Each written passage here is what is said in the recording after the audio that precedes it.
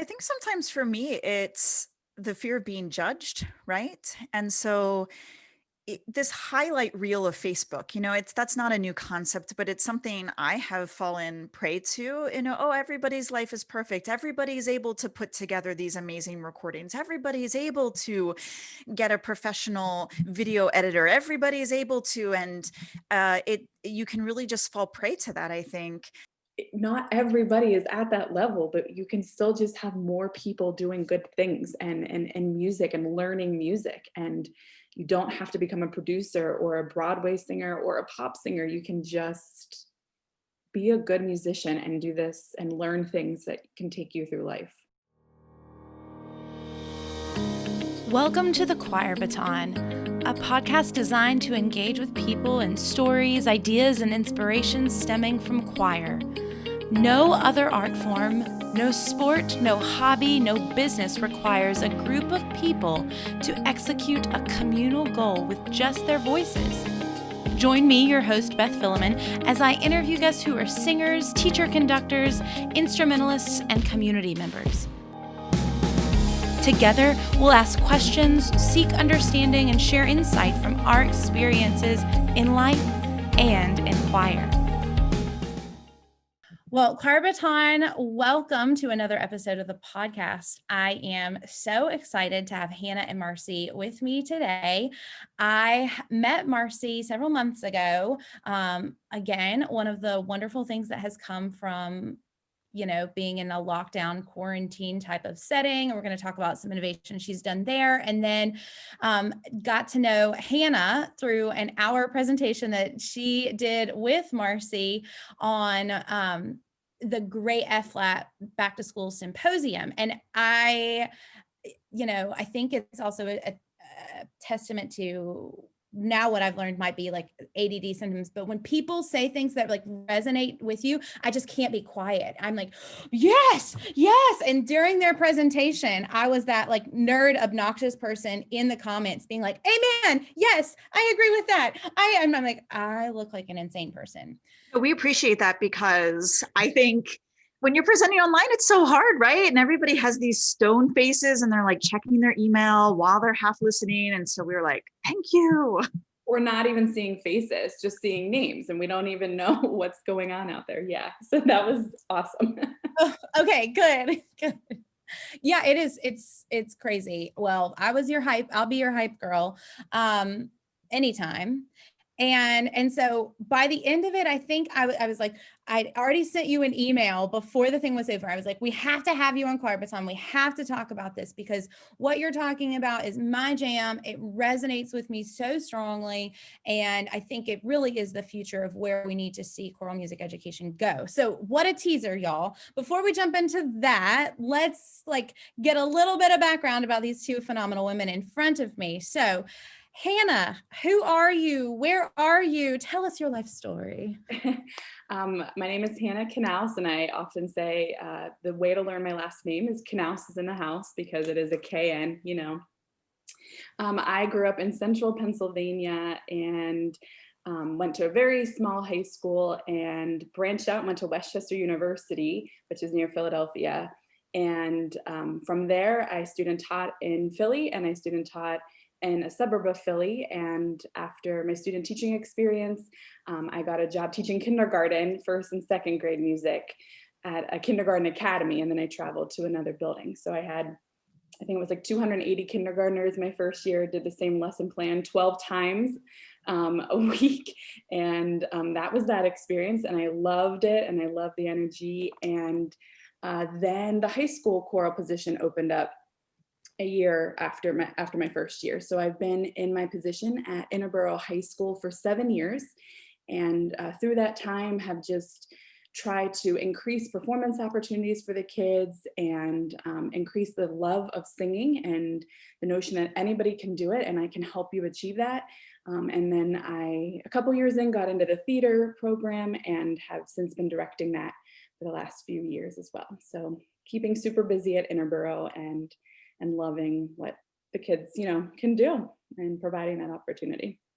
I love that. And so that leads into Marci. And did y'all then connect at Westchester?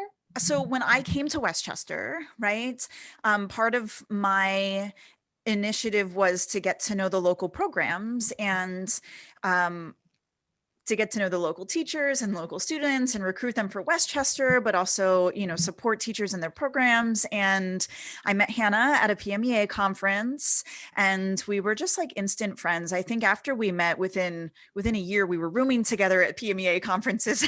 And, we totally hit it off. And I found myself in her classroom, and I was like, wow, this teacher is awesome. Her kids are amazing. I love what they're doing. I want to be part of this. Um, and I guess the rest is history, right? Yeah. Yes, I love it. And Marci, what's your role at Westchester University? So right now, my current role is I'm chair of music education and music therapy, which is something that we just added at Westchester University. I mostly teach courses in choral music ed and graduate courses in music education. And we also have the Kennett Symphony Children's Choir in residence at Westchester. So I conduct the Bel Canto, which is the 9th through college aged singers. We just expanded to include college age singers because what we found was a lot of our singers were graduating and then they were coming to Westchester and they still wanted to sing with us. And I thought, well, gosh, why aren't we letting them sing with us? So I think right before the pandemic hit, we were just shy of 50 singers, and maybe 12 or 15 of them were college students. So I was really glad that we expanded that. And that's what I do. And of course, I also started music service learning, which Hannah is on the artistic board for, which has just become my pandemic passion project. But I think it's gonna outlive the pandemic. I'm really just excited for all music service learning has to offer. I love that. And music service learning is how Marci and I got connected, and then it's just kind of grown from there. And we will talk all about music service learning, and I will go ahead and like give a props shout out now, because Marci said, hey, we have these students, can you connect? And she connected me with 2 amazing students that really elevated and helped me push CB and some of the work that we're doing to a next level of editing transcripts. That then anytime you see these quotes, usually on the Choir Baton Instagram, were quotes that those students directly pulled from that, which I think is really powerful, because I could pull things that are relevant to me all day long that I think are great, but to have students to be able to pull quotes and to be able to read through some of the interviews with these guests, it's just a really unique way, I think, of learning and hearing other people's stories. It is a very time-consuming process, so shout out to them, because I'm not sure but it's a very meaningful process of what we do in CB as well, and continues to extend, because that work that they share and did is something that's on the website currently. And I've had teachers utilize the transcripts in their classes when they have students read through interviews and things like that. So super grateful. Yay. So pro MSL. I'm just stoked. Side factor too that I just think is so crazy with all of this is I can point to one day in my life that was a life-changing day. And it was a life-changing day where I got in a car to go to a conducting symposium, and I turned on a book on tape, not on tape, on my iPad, phone, whatever, and started listening to it. And in listening to it, that book changed my life and trajectory and mindset. But where I was going was Westchester University. That's so cool. Sorry, I have myself on mute a lot because my children are like trancing around. So I don't think you want no, it's fine. want their little pitter patters on your recording. But it's so cool that you were going to Westchester University. And so we're just all connected, right? We can't avoid it. So. It's so crazy. Like I didn't even know, I'm sorry, I didn't even know about Westchester University before this conducting symposium. It was a whole thing. It's just, full circle. When did you go to the conducting symposium? This was 2000. Let's see, we're in 2019. I think it was 2018. Okay. I went like 2013. Yeah. Something, or 2014 or something like that, one of those years. And it was a total fluke. I was supposed to be on a vacation with a boyfriend during that. So that's why I wasn't going to go. And he became an ex-boyfriend, which is why I didn't go, which is why I was like, well, I'm going to do and like better my life and go to a conducting symposium. I digress. So when you guys talk about Westchester, it's just very cool for me. I'm a very pictorial person to like envision you walking through that beautiful building.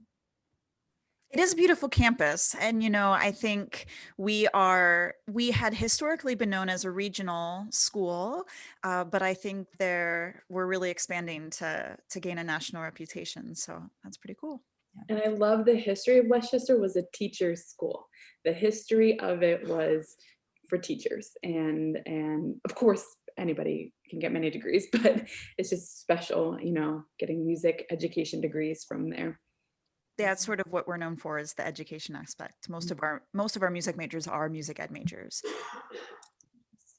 I love that. So then let's talk about the education and the music education, and let's recap, because I have hyped up your session that you did at FLAT so much.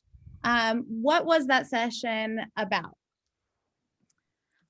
I guess we can just do a little bit of background. I was surfing the internet and social media.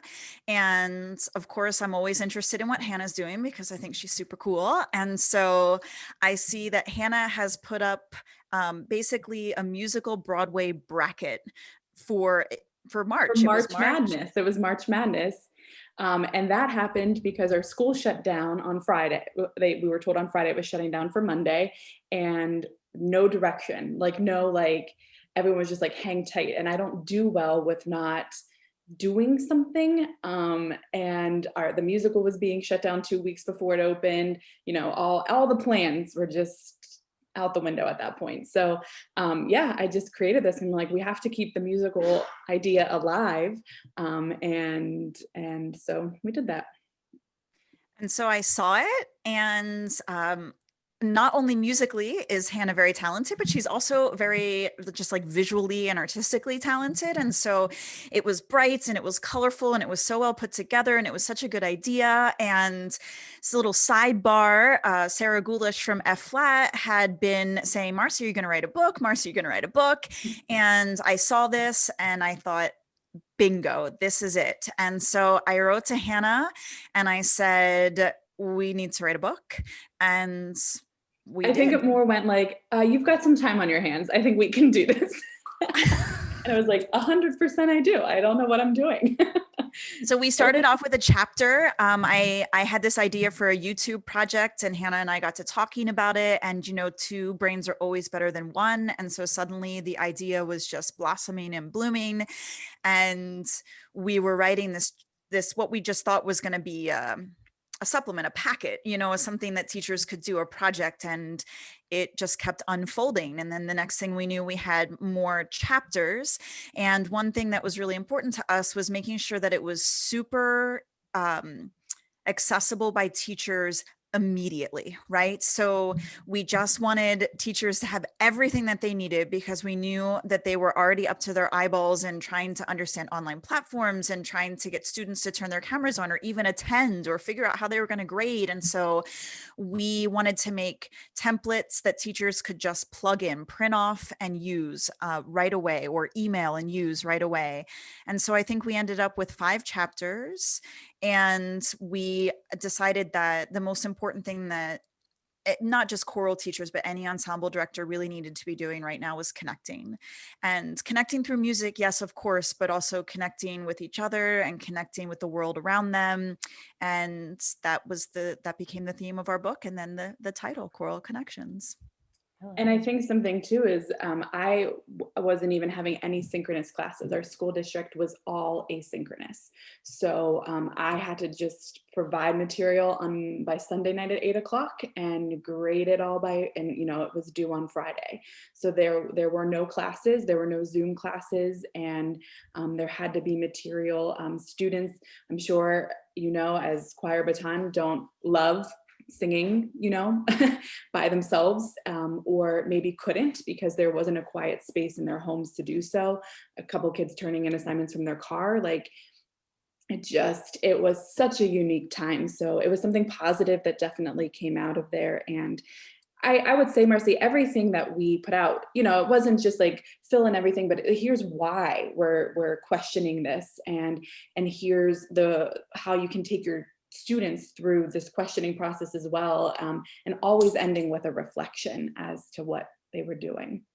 Yeah, that sort of turned into our formula, right? So it was here's the accessible, here's a project, here's everything you need to know about the project. But now let's push the envelope and let's ask some hard questions. And let's really think about why we're doing this and what it means, and where we're going to take ensemble music, not just now when we're in a pandemic, but what pieces of this we're going to take and continue with even when we go back to a more regular in-person kind of rehearsal schedule. And And that's so what the presentation was on, the asynchronous choir primarily idea. And especially that's why it was really important for me, is because I wasn't seeing students. And again, I wasn't getting great return on the personal singing assignments, even though we had material ready to go for a concert, it just wasn't lining up. So how can we go beyond these virtual choirs? Not that they're bad, as we have said so many times, but what are other avenues to having more people singing? yeah, what are the educational elements, right? But you can't see Beth right now, but she's just like all warm and fuzzy on the inside. And I think that was it. And I think that was the chapter that a lot of people latched onto. And that was what we started getting invitations to present on. I think we've done, gosh, 4 maybe now, or 5 presentations just on that chapter alone, and really trying to give permission to people that there is so much that we can do virtually to help with individual growth and with connection and with making meaningful music, that sometimes I think people just need to hear, it's okay that you only record these 4 measures and that they don't sound perfect and that you don't put them on YouTube, right? And so that Or was that sort of, virtual choir. Like, yes. yeah. So that was sort of where we landed with a presentation, and that is basically the message of the book. Yeah. And again, good things that came out of COVID. How many states have we done that in now? Connecting with educators across the country to just talk about, our ensembles and what we can do. So good things have come from COVID for sure. This is a perfect example. Absolutely. I mean, so many key elements from that. I think one of the things that I lean into the most is that concept of giving permission. Why is it, do you think, that we so often feel as though we need that permission to be given? We fear that innovation as choir directors. I think sometimes for me, it's the fear of being judged, right? And so this highlight reel of Facebook, that's not a new concept, but it's something I have fallen prey to. Oh, everybody's life is perfect. Everybody's able to put together these amazing recordings. Everybody's able to get a professional video editor. Everybody's able to, and you can really just fall prey to that, I think. And so no one puts up on social media, here's a really rough recording that 6 of my first year singers made where it sounds terrible. No one's honest like that. And I don't blame them. If you put that out as what is going on at your school, even if it's the truth or even if it's only part of the big picture, everybody judges that. And so because we don't see that, people think, oh, well, that must not be what's actually happening behind the scenes. And I think it goes even just before us as educators, like, look what we've done to become a music teacher, right? We've been in college where we are constantly being judged, in master classes. I mean, we are always out there putting ourselves out there, or even going, like, I don't know, all these festivals when I was in high school where you're ranked and the best go on, and we're always being judged. And I think that it's okay that not everybody is at that level, but you can still just have more people doing good things and music and learning music. And you don't have to become a producer or a Broadway singer or a pop singer. You can just be a good musician and do this and learn things that can take you through life. Right. It really is systemic. I'm sorry, Beth, go ahead. No, Right? go. I was just going to say it really is systemic, and it's one of the things that we question in the choir evaluation project chapter. You know, who are we judging? We're not judging those ninth graders who are learning how to sing. We're judging the choir director. And so, how do we change the perspective of saying, wait a second, let's look at the growth, and let's change our value, let's change our systems of value, and how do we do that? And that's a hard question. It's also hard of balancing wanting to build that lifelong singer and realize that you don't have to be the expert. You don't have to go to college to then sing when you're an adult and not in a school setting, but then also showing validity and realness for the students that do choose to go on the path like we have, right? And do become professional musicians, professional music educators, because it's also not just all fun and games. And that's a hard balance. A very realistic balance for sure. And in like my choirs, you have both extremes sitting next to each other. And I think that has really been tested. As I told you, I'm virtual all year. All year I'm teaching choir via Zoom. And at 8:30 in the morning, I'm telling you that most of my kids aren't out of bed. So it's, what am I doing in that Zoom class that they can then, do maybe at 2 o'clock when they're more awake and warmed up and can sing? It has just been a challenge.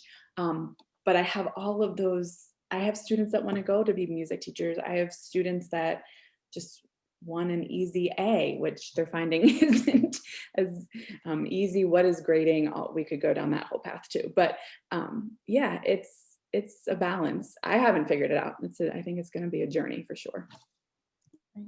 Right.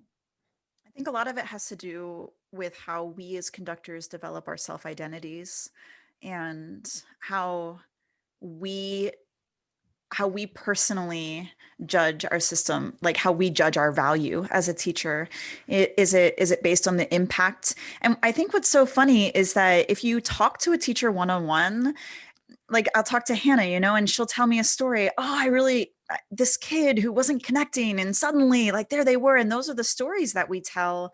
But yet when it comes time for the concert, that's not the story we say into the microphone. That's not the image we produce. And it's a complicated topic, because administrators are expecting polished concerts, and parents want to come to something that they enjoy. And so all of that is important. And I think it's important for us maybe just to restate that with our book, we aren't saying that those things aren't important. We're just saying that maybe we need to also value and consciously value these other things and find a way to celebrate them as well.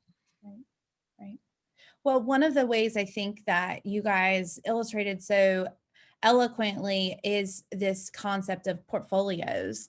And I mean, I am like raw portfolios all the time, because it shows so much, right? It can show that growth. And I think that's what we're missing, and we don't always show in concerts, is the growth. And I hope that if there is one thing potentially that social media can show us, is that in a sense, an Instagram feed, so long as you're not deleting intentionally stuff, but it can also show a progression. It can show a growth.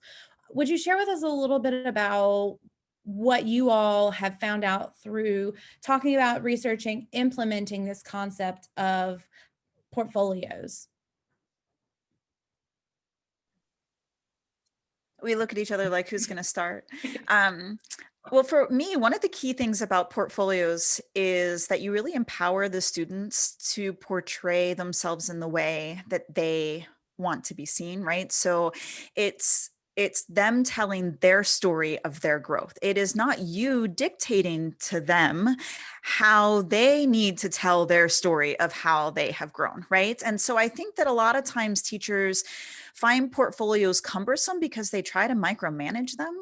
And so they try to say, okay, everybody needs to turn in one video clip that is this long, and it needs to contain these things because we have to assign it a grade. And like Hannah said, maybe today in the scope of this podcast, we don't want to open the grading can of worms, but it's because it is a dangerous can of worms. It's like Pandora's box.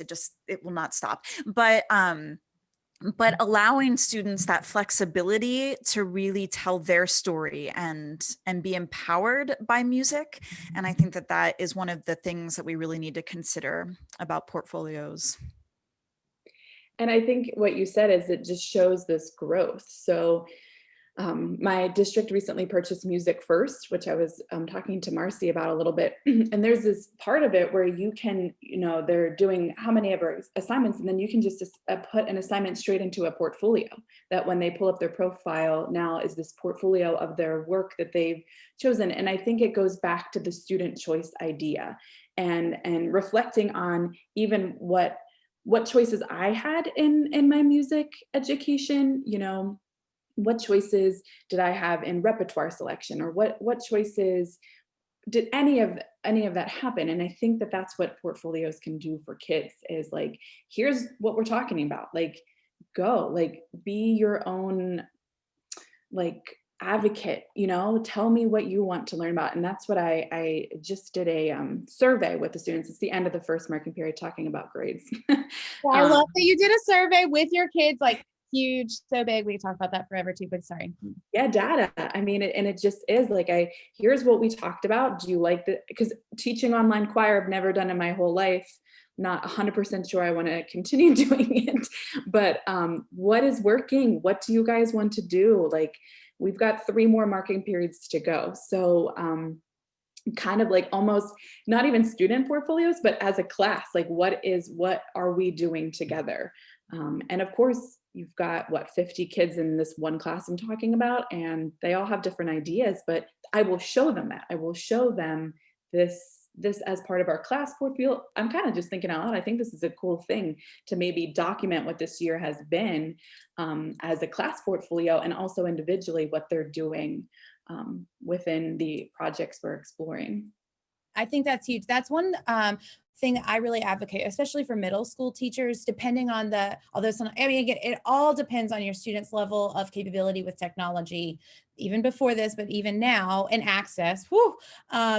But that's a great way to bite into the portfolio pie, is to do a class portfolio before you do individual portfolios. Because some students, myself included, I have to see it. I need to like interact and like and then I'm like, oh, and then I can be creative off of it.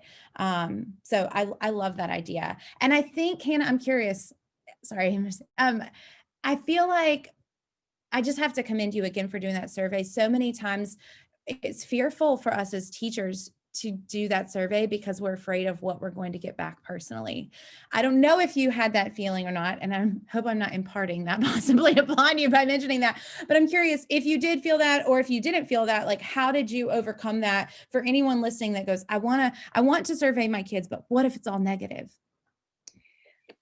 Yeah, I mean, you're asking, again, it's this fear of being judged, or I've kind of switched that philosophy. It's this idea that I just want to do something better. So I'm trying to make, again, teaching isn't about me, it's about having the students learn something. And for us, I want them to learn to love and analyze and think critically about music, no matter what it is.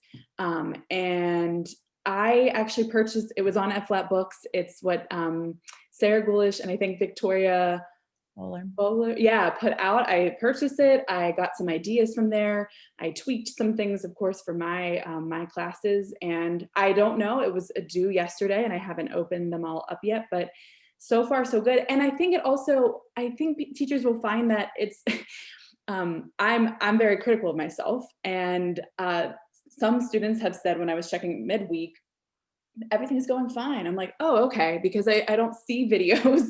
I don't really know what's happening. We're not turning in assignments at the end of class like I'm asking. So I'm thinking that this is a failure. And I'm like, it's fine, it's going fine. I like this class. Oh, okay. Like sometimes it's the reaffirming to us that what we're doing is okay. And this year especially, I'm speaking solely for myself, but I think a lot could relate. I need that to keep getting through 3 more marking periods of this. And you know what? I just have to say to those teachers, Beth, who you're talking about, who might be scared that their kids say something all bad. You know what? We're human beings, and so I think that if I gave a survey to students and they wrote back mean, nasty, horrible things, right? That would just lend itself to a conversation to have with my students about what it means to give constructive criticism, even to adult figures, and how you talk and communicate to people. And I would let them know that that hurt me, and that I cried all weekend because I'm trying so hard, and it felt like they didn't even recognize that I'm trying, and that I was, giving them this survey as an opportunity to make it better, so that they understood where I was coming from. And I think that especially my college students have really been responding to the fact that I have said things to them like, you know what, this past week was really hard for me, and that is the honest truth, that we are not these figureheads who walk around in some ivory tower with some magical, fairy dust around us that makes us happy and productive all the time. We also are human beings who are just trying to do the best we can, and that we're all in this together. So that's what I would say to that teacher who's afraid of that all it will become is a teachable moment for you, and I would take advantage of that. And when you get that one, I think it's also easy for us to lean into the one negative versus the 85 positive, or even one negative to one positive, or one like even tangent to negative. And it goes back again to what this whole thing has been around, that mindset of judgment and moving away from that. But that's why it's good to collect that data in a really systematic way, so that you can aggregate your numbers, right? And you can see, and you can talk about it to your students. And even though that one might sting when you say, well, 17 out of 20 of you said, when you actually say it out loud, you affirm the truth, which I think is important. And I think sometimes for the teachers that are nervous about the negative, again, it's just the reminder that it's that mindset. Like, I'm here to become better, or I'm here to just sit and cry. I mean, get it out, of course, live into the feelings, but like, just, okay, then, like, if this is what's happening, then talk to your students. What do you want? How can I make this better? Here's the knowledge that I have. What do you want, and let's bring it together. Because again, we as teachers too don't know everything. I don't know everything about music. There's no way that education has taught that. So much of this you have to learn on your own as well. So yeah, that's a good point. I highly suggest doing it. I think I'm going to do it at so another good thing coming out of COVID, I usually just do it at the end of the year, but now I'm doing it at the end of every marking period. And because at the end of the year, how are they remembering what we did in September, So I highly suggest it. And I would buy that book because it's been pretty informative and reflective, and yes. I think that is so exciting, the opportunities for data that we have because of this. For so long, we have touted the benefits of choir being a collective thing. And that is the benefit of it. That is the beauty of it. You can't have a choir with just one person, but it's also about the individual too. Yeah. And that's something that we talked about in our session is, this is the time that maybe you are focusing on those individual musicianship skills, which is what I'm 100% doing this year, more than I've ever done before. And I think it's been more positive because students feel that they, come to class, we do the rehearsal, it's collective, but now learning is 100% in their self. And I've seen an increase in some musicianship skills that I've not neglected, but again, that performance was what was driving the teaching, because it was coming in 2 months. We had to have something, we had to have a product. So Right. yeah, without that this year, you're recreating a lot. Yeah. Well, and that was going to be one of my questions, Hannah. And what have you noticed in your high school setting? What have you learned, right? Individual musicianship, overall things. What are your kind of reflections? It's going to take me a minute. But you mentioned like even just honing in on those individual musicians and the growth that you've seen. Now I'm asking you to be a little vulnerable here. So if you don't want to answer, you don't have to. But what are some of those things that maybe you thought the students knew, but through more of the individualized practice this year, you've been like, Let's just start with pitch matching. That has been something where, think about it, when you have people all around you singing in pitch, you are better able to hear that you're not on pitch. So when I've been having them record part of the lesson, I mean, we've just been doing echoing patterns a lot. And when they record themselves, and in the next class, I have them listen to that recording, like, and I'll give feedback, like I'll sing it back to them, and we use Schoology, we just purchased it, and I sing it back to them, and then the next time have to listen and give me a reflection on that. They're picking up that they're not singing on pitch. But that was when I first heard some of these, I'm like, wow, we're pitch matching, like that hasn't always, there's always maybe a few in the choir who still need to develop those skills, but I was kind of freaking out at first, and then I realized, wait a second, they don't have a team around them that are guiding the direction of those pitches. And so that is me being I was like, what's happening? But again, through reflection and listening, and you can see the students' progression in the last 3 or 4 weeks with that. And that's all individualized, and I would not have done that if we were in school. And another thing were warm-ups. So we just do warm-ups, just do the warm-ups. I have a series that I go through every time, the 6 parts that I do, the kids know, but we went into why we do them. And I think that the kids actually said, some of them that I read earlier, like I said, really appreciated that. Like, why do I need to do a breathing warm-up? Why do I have to get my body and mind ready? And yeah, so those are just 2 examples, but I know there will be many more by the end of the year. Right. And again, they will change how I teach choir moving forward for sure. Marci, what have you noticed at the collegiate level? I'm very curious.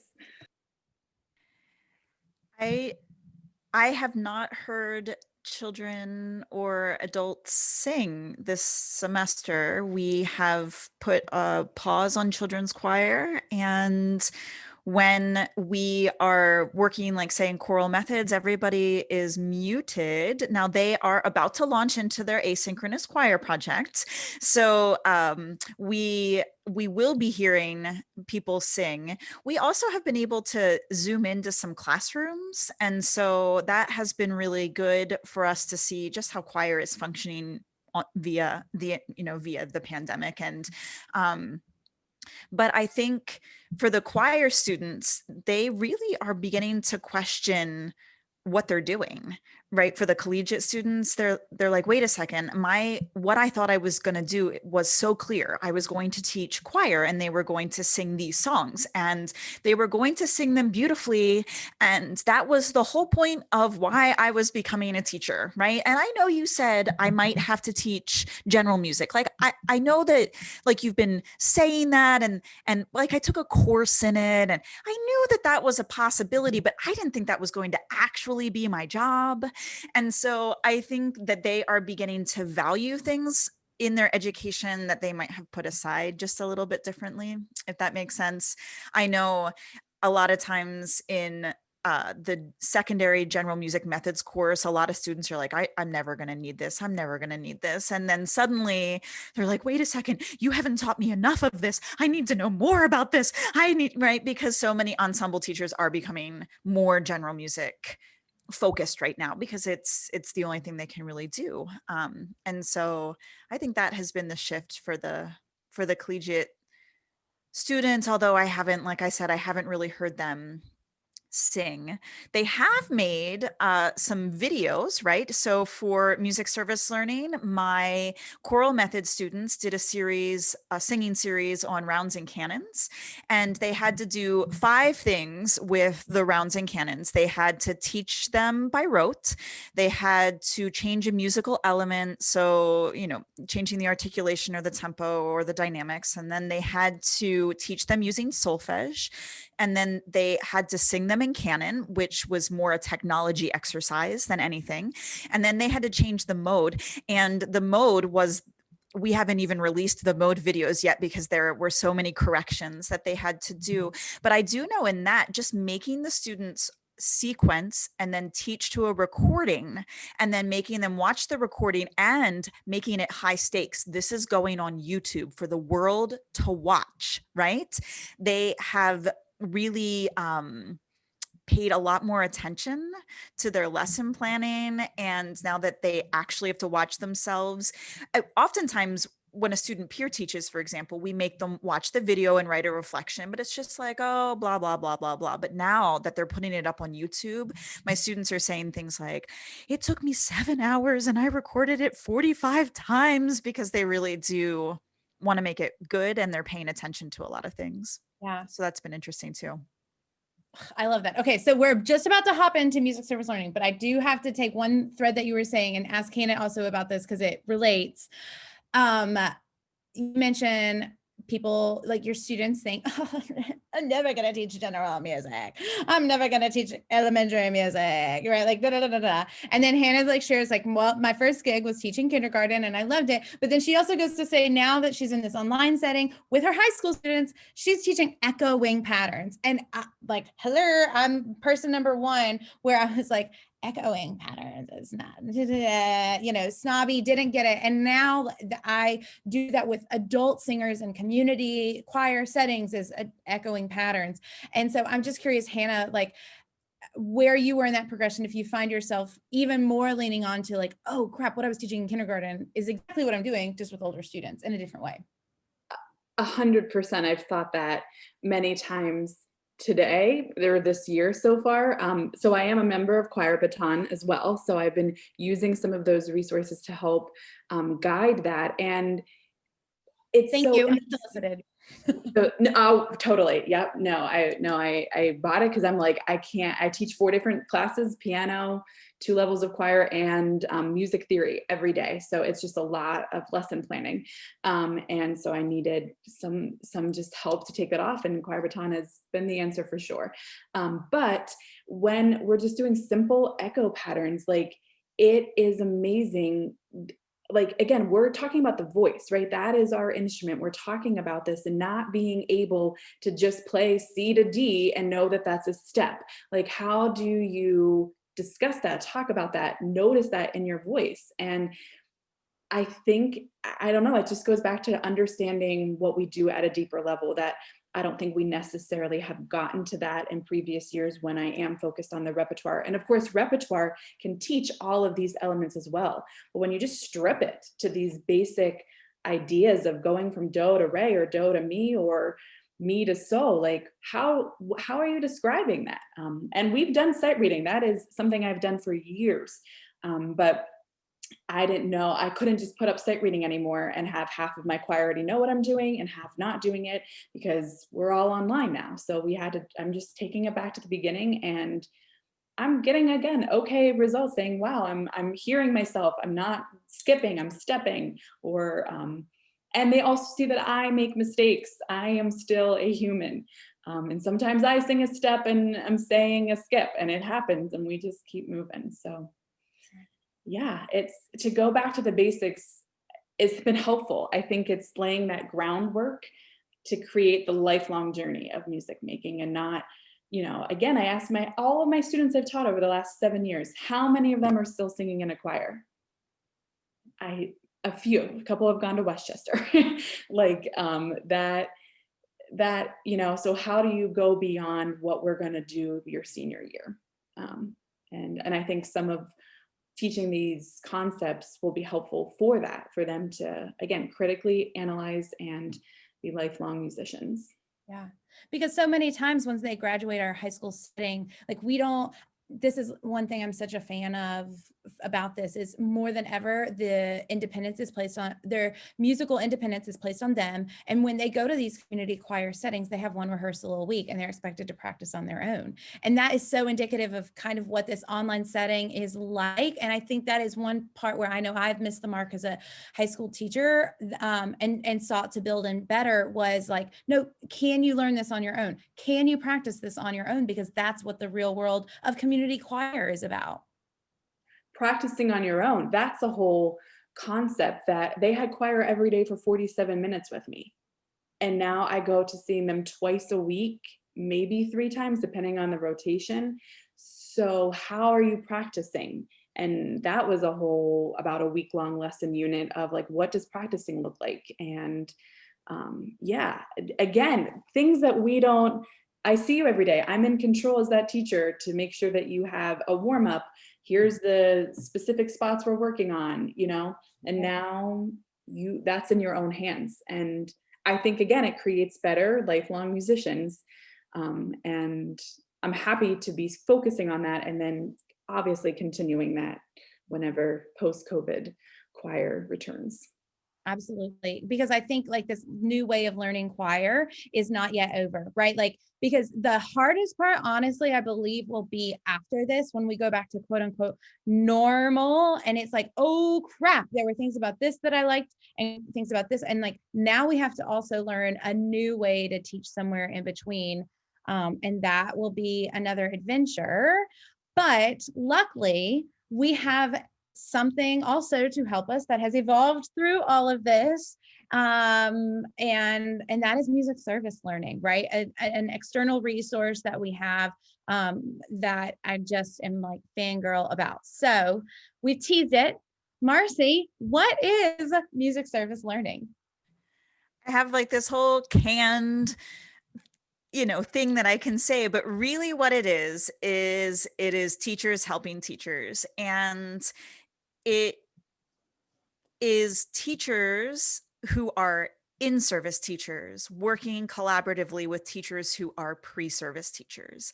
And we're so hesitant to call these pre-service teachers because they still have so much to learn, and they are really green. They are, but they also have so many good ideas, and they are so eager, and they are ready to contribute. And so it is an organization that takes these eager, ready to contribute, still growing and learning, which, by the way, aren't we all still growing and learning people? And it pairs them with in-service teachers who just don't have enough hours in the day, right? And they need help with specific projects. They need help with getting all the things done that they want to get done, all their great ideas realized. And that is what we are. We are an organization that pairs them and makes great things happen from those collaborations. And this came out of the COVID times, right? Where you had a bunch of student teachers and you knew another group of student teachers, that when schools literally began shutting down, different programs took on different looks. You had a cluster of your own students that were like, how am I going to fulfill requirements to receive my degree, but then also just learn? Yeah. So at first, when we first started, it was a lot of students who were actively student teaching who got kicked out of their placements. Not kicked out, that's so strong, but they kind of got displaced, right? They were in a world of limbo. Not only teachers were in a world of limbo. Some schools shut down for 2 weeks. Some schools, transferred overnight into online learning. Some schools did online learning, but no specials. Some schools did, there were just all these different crazy reactive models to what school was going to look like. And so we had student teachers who were like, well, my co-op is no longer teaching music for the rest of the semester, or, well, my co-op, has 2 weeks off and said to me, I don't know what to tell you. And we had, other schools say, sorry, student teachers are done. We can't have them because it's too much of a burden on our teachers to be mentoring them and be trying to be figuring out, well, I said that very badly, but be figuring out what to do in their own classrooms. They can't have the extra responsibility of a student teacher. And so we just had a lot of student teachers who were saying, now what? And not just from Westchester, but from lots of different schools. And so at first, yes, it was that. This semester, we don't have any student teachers. All the student teachers are back to regular kinds of placements, doing what their co-ops do, no matter what that looks like. If it's synchronous or asynchronous or virtual or hybrid, they're just doing what their co-ops do, which is great. And we are using music service learning as a way to meet field requirement hours, because it has been hard to find field placements, that 3 hours a week observation, right? Those are hard to find because schools don't want to give permission. Sometimes it's even just a technical thing, like your school, you have to have a school email to log into the Google Meet, right? Well, they don't want to give 30 Westchester students school emails, right? So they're not going to let us come into their Google Meets. And so that's okay. I think eventually, when life goes back to some sort of semblance of the way it was before, we will have students doing regular field, students doing student teaching, but music service learning is still going to remain, I think, a really viable and integral part of education, because it's project based, right? And so in your regular field, your students, they go and they observe every week for 3 hours. And that, I think that's just so important, right? Because they really get a depth of experience in one situation. They get to know the students. They get to see how the teacher responds week to week. They get to see how things are sequenced and how they build and how they grow. And I think that's all really important. But with music service learning, you get a different experience. You get a project, you work with a teacher on that project, and it really impacts students in real time, right? And so then they see their project come to fruition, they see how it plays out in real life, they see the bumps along the road, and then the project is done and they can move on to a different project. So they can also get a lot of varied experiences working in different state systems, or working in different school settings, private schools, urban schools, rural schools, schools that have every student on an instrument, schools that only have singing programs, schools that all kinds of different situations. And so they do get a breadth of experience from music service learning. And that's sort of how I see it continuing. I love this because it's also really brought out your entrepreneurial side as a music educator as well, don't you think? I think that is like such a funny thing, because I would never in a gazillion years have ever called myself an entrepreneur. And in fact, I've been recording myself as things happen, just so I kind of have this memory of what it was like to go through this. But this stuff is hard, Beth. Like, I don't know how in the world you do this. I have cried so many times. I have sat in front of like state applications to become a nonprofit and have been like, what does this mean? I have begged volunteers who have said, yeah, I'm on it. And then they do nothing. And then you go back to the volunteers and you're like, are you going to do this? And they're like, yeah. And then they don't do it. And then I have worked with people who have been volunteering faster than I know what to do with them. And they're like, what next? And I'm like, I don't know. And maybe that is me being way too honest about it, but it has been a journey. Starting an organization is a journey. And I thought that an idea would just be enough, and the logistics of it and just the mechanics of it and just the longevity, like wondering, gosh, what's next and how am I going to keep this going? And it has been a crazy, crazy journey. But it's also lit your soul on fire too.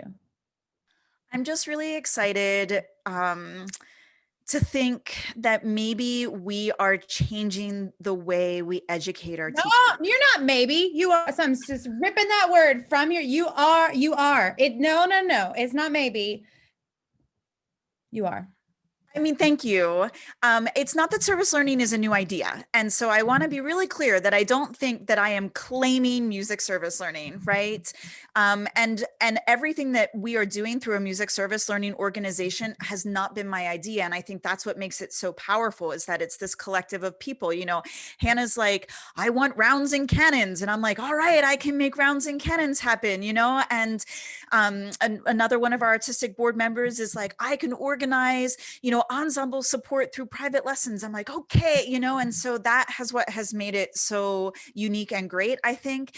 But music service learning, service learning is not a unique idea, but I think what makes our organization unique is that we really are approaching this collaborative effort, that it's not just Westchester University, or it's not just this school or these teachers. It's all of us working together to meet the needs, and we don't know what the needs are, and so we're going to fluctuate with what the needs are, and we're going to listen to what the community says, and we're going to be there to meet that need, and that is going to be the best way to train teachers to enter the field, is to listen and to work together, and to be creative, but to draw on each other's strengths, and to know what you have to offer, and to know what your limitations are, and to know how you can get that from someone else. And I hope that as an organization that we model that, just by the way that, by me and my co-director Adam Gumbel and the artistic board, by the way that we all work together, and the way that we envision and take on different projects. You have to note too, Marci, that it's not just school situations. It is stuff that is happening within your communities.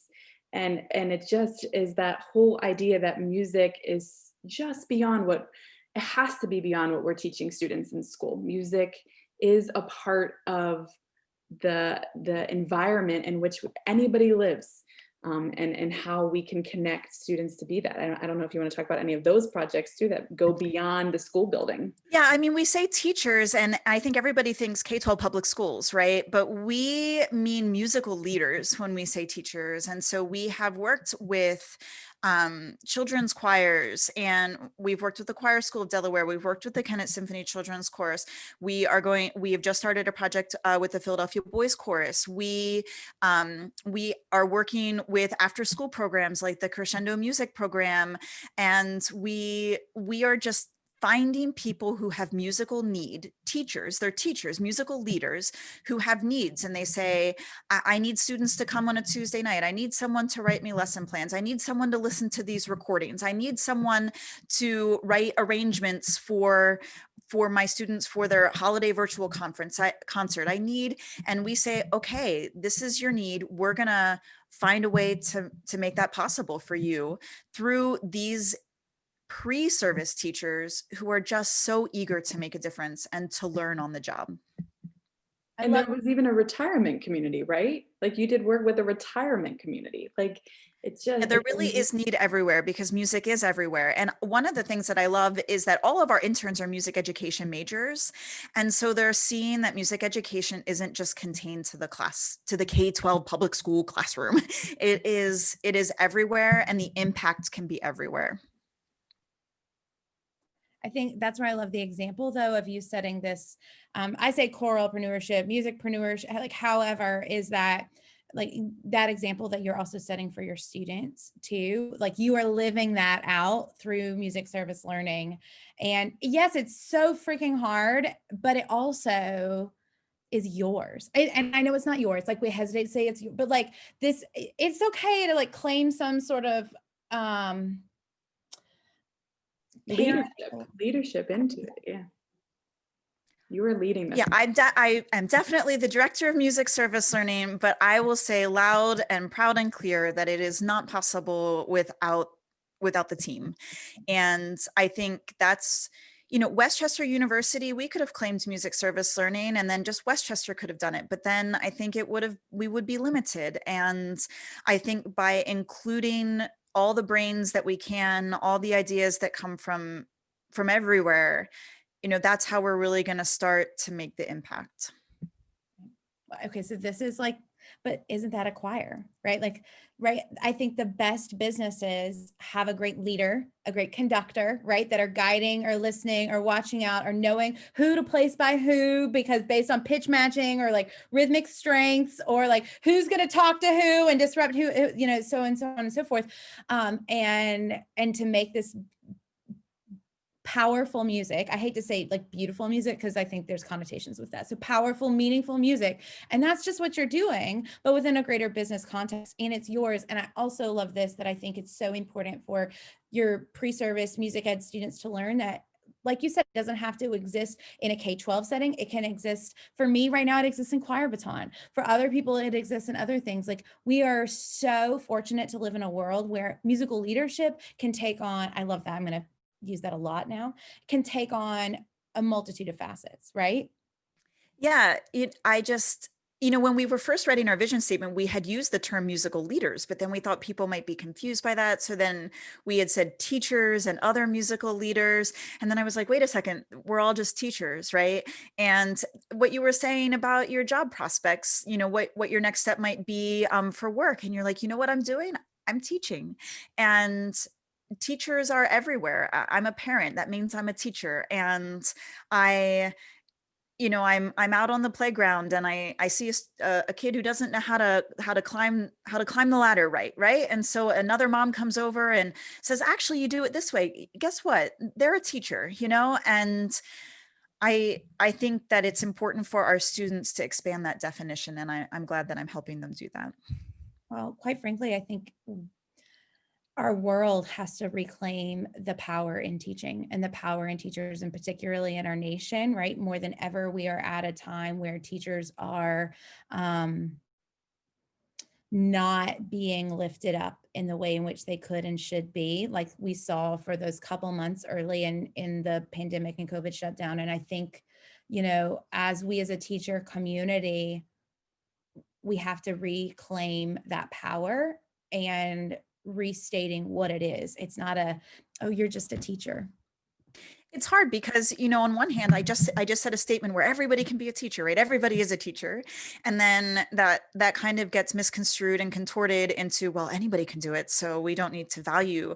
And I think, like anything, there are varying degrees of how well people do things. And I think it's important for us to recognize where people put in that effort. And I think it's important for us to recognize that there are levels of how well and how advanced someone does something, and that we need to honor where each person is while still encouraging them to become better and do the best that they can. And I think that both of those are valuable. It shouldn't be a weapon that we hand somebody when we say, oh, they're a beginner, right? And not suddenly, oh, they're just a beginner. Well, anybody can do that. We still need to value what beginner is and what beginner means. And then we also need to value the levels as they progress and as they get better. I love this idea of teaching, right? Because as the teacher of the classroom, there's a journey for that. And that journey is, I need to listen first to know, like I've said before, we have this knowledge that we've studied in school or we've gained from research or the web or anywhere, but then you listen to this and then you try to create ways that students will connect with that. But at the end of the day, the students can be the teachers too. So like, what is this whole idea? And obviously that's seeing, music service learning students that are wanting to become teachers post a certificate, a diploma, but what in classrooms, what are we doing to value the students too, who can be teachers and who are teachers to me? Like, they're teaching me the newest things that are happening out there. And I'm like, or the newest musicians. I don't always know all of them because I like what I listen to. And so I think teaching is this process too of listening. And when you go bigger and what this country needs, to be a teacher, you have to listen as well. And I don't think that we necessarily do a lot of listening to learn and process together and then to teach. And obviously people are going to have differing opinions on all of this, teaching choir, teaching music education, and what the process, like this works better, use this system. But at the end of the day, what is our mission? And for me, it's for students to love music and to find their voice, because I believe that they can. And that process is both me as a teacher and a leader in the classroom, but also with them teaching me something as well. So I don't know, it's you're right. Like Marci, I get like, right, you're a teacher, but if it's so easy, then anybody can do it. Or like, we need a diploma and we need to pass all these tests to become certified to teach in a public school. yeah, but what is teaching? And then Beth, you're talking about this worldwide idea of just teaching. But there's a process in that too. And it's not just somebody standing in the center of the room spewing information, right? There's a learning, there's a reflecting. I think we need more of. The best teachers don't always have all the certifications.